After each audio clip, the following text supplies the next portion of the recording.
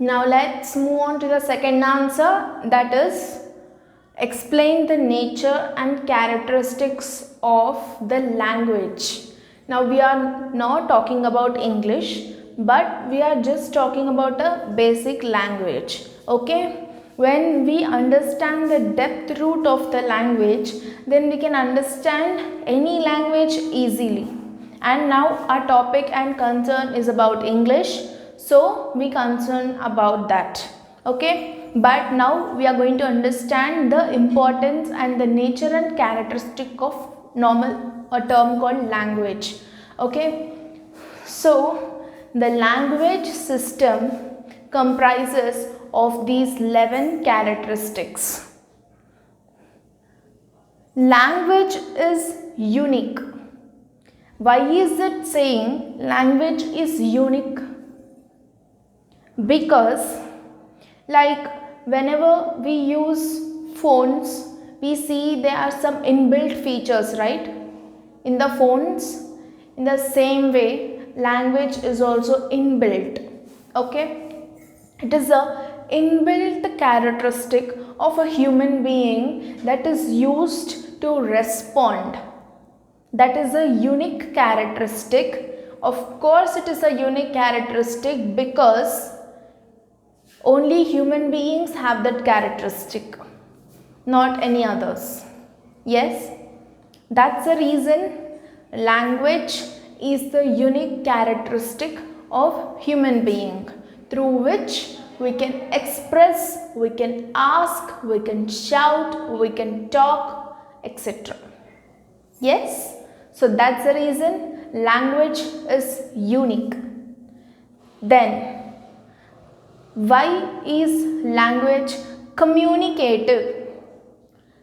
When you want to talk, you want to ask, you want to put your thoughts, your expressions, your feelings, when you want to express everything, you have to communicate, and that is only possible through language. As I said you, language is a unique characteristic given only for human beings, so that they can talk, they can express. Yes, so like that. So it is, language is also communicative. Why it is communicative? How we communicate? Like asking, putting our social, cultural, all the demands. We can ask, we can question, we can cry, we can talk through language. Yes, and language is thinking. Why it is called thinking process? It is a thought process. Why? Because human beings will have some common sense. Yes, whenever we talk or we write or we do some action, before that we think.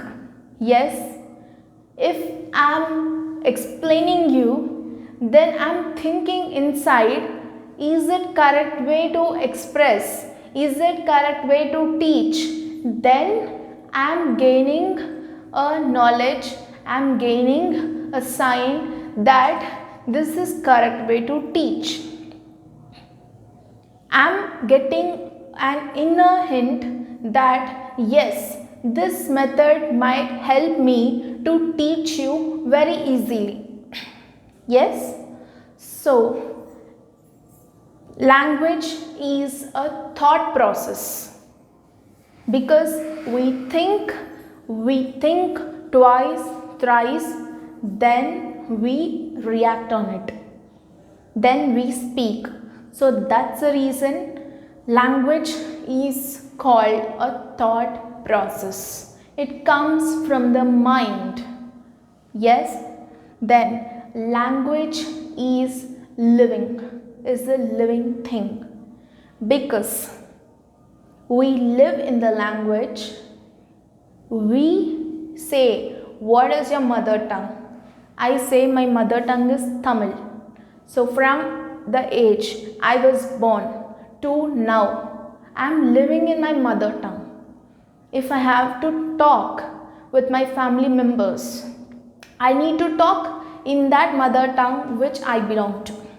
Yes, and we communicate through different people. That's how the language will develop. Yes, so slang subject, I mean the language may be different, I mean the language will be same, but the slang differs. Yes, now take the same called English. Now we have Britain English, UK English, France English and Indian English. It differs, right? Slang from Indian slang to US slang, how it differs. Now if I suddenly start talking in a US slang or a German slang, will you guys understand very fastly? No, right? So when we talk to others in the same language, whatever the language we talk, the language develops. Yes, but whenever we stop talking or we ignore talking in that language, the language dies. Yes, so that's the reason we call language is a living thing. Clear? Let's move on to the next one. Language is systematic. Why it is called systematic? Because here the language is not the thing which can easily be formed. Okay? Even a word resembles a part of speech. If I am suddenly pronouncing a word called Prerna, that's a name, that's a noun. Okay? Then eat, that's a verb. Then what is shocked? We use exclamatory marks in this kind of things. That is what? When we use exclamatory marks in what part of speech? Like this types of parts of speech, and every word has a meaning and importance. So every word is framed with a syntax. So what is that? Sound. Study of sound is called phonology. Study of words is called morphology.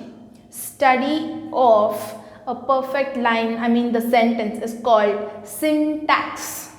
Then also semantics and pragmatics. What the language comprises?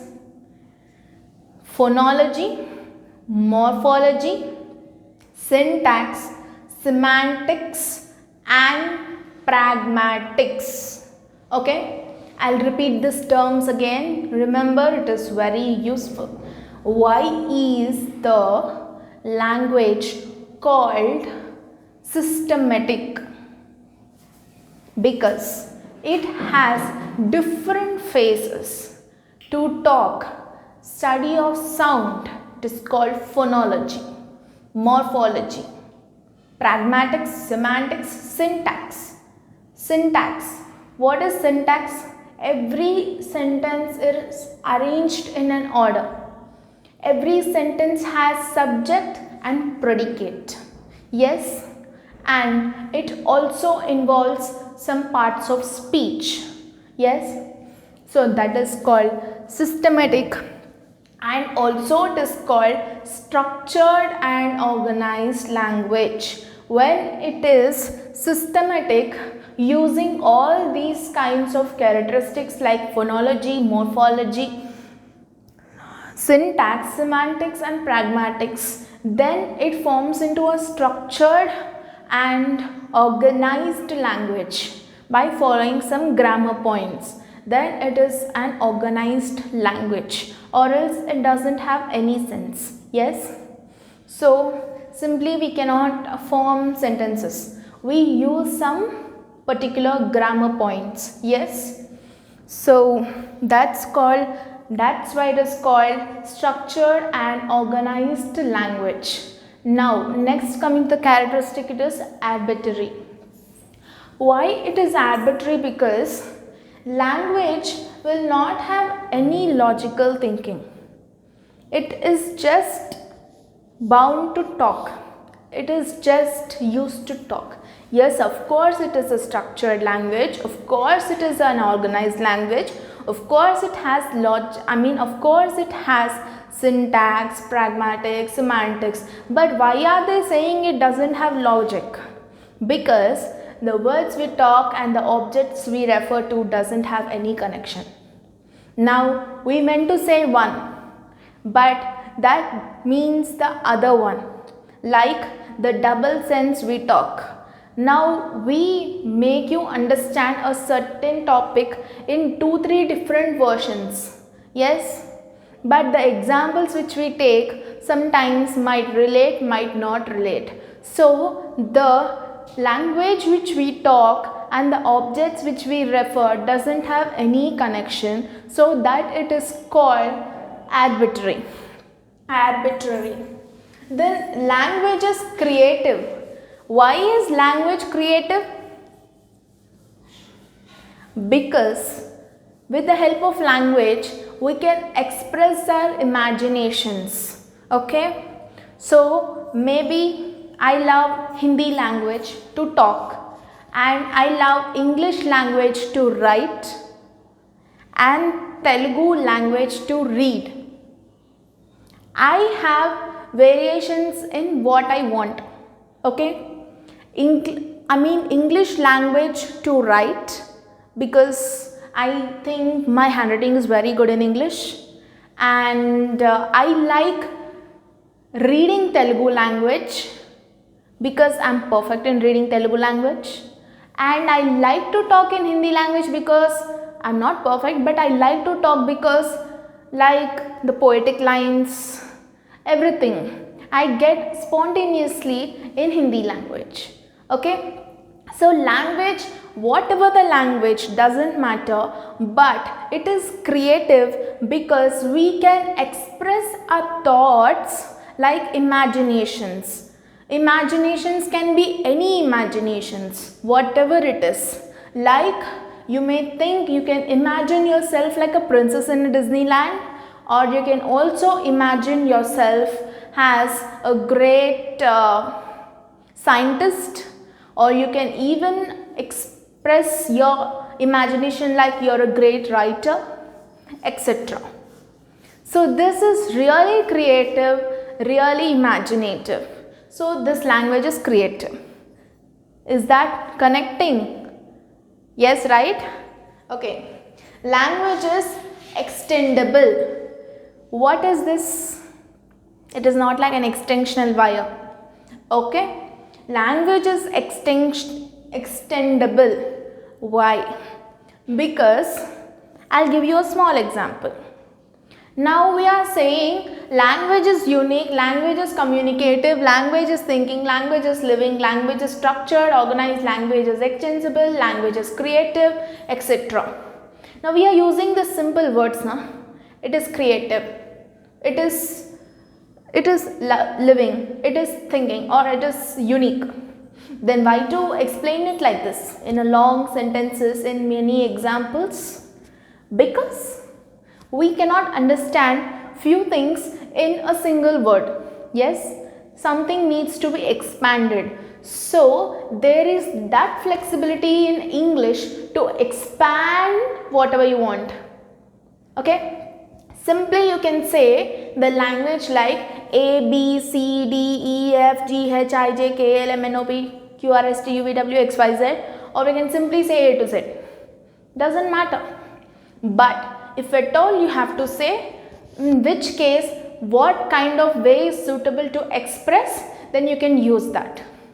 Whenever you are in a parties or you are in a seminar programs, if someone will ask you to describe you about you in one word, then you can say I am creative. But if you have to explain how to explain yourself in creative way, then you just say simply I am creative. No, right? You have to explain in which way you are creative. either in singing, either in dancing, or making some activities, or presenting or something, or some presentations on some topics in poetry, etc. You have to explain it, right? So that's the reason language is very extendable. We can expand it.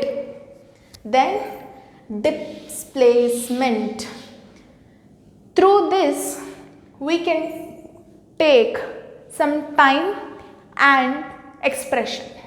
Like it displaces it wherever it wants.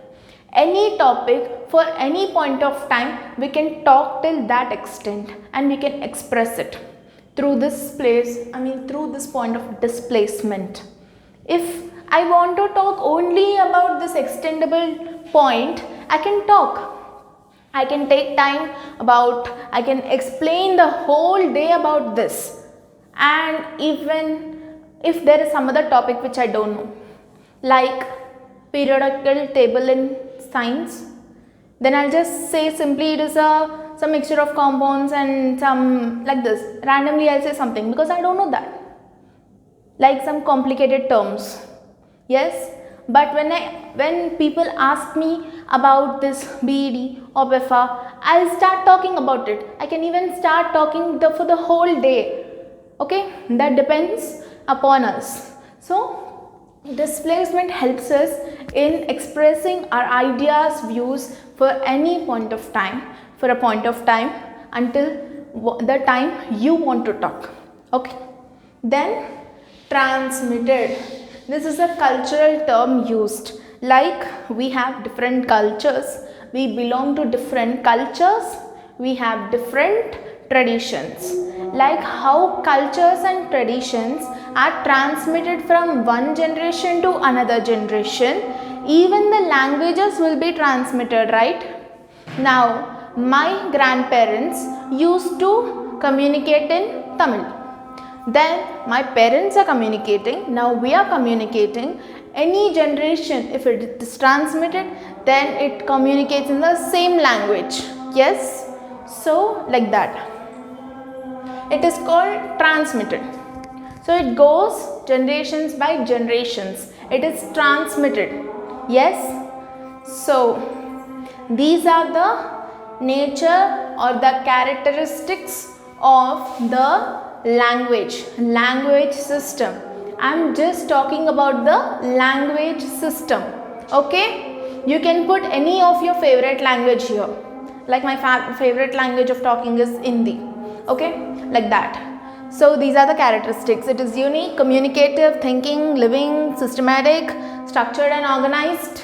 It is creative, and it is arbitrary, it is extendable, it is displaceable, and also transmitted. So these are the characteristics of this answer. Now let's move on to the next part. The third answer of revision topic. Let's go.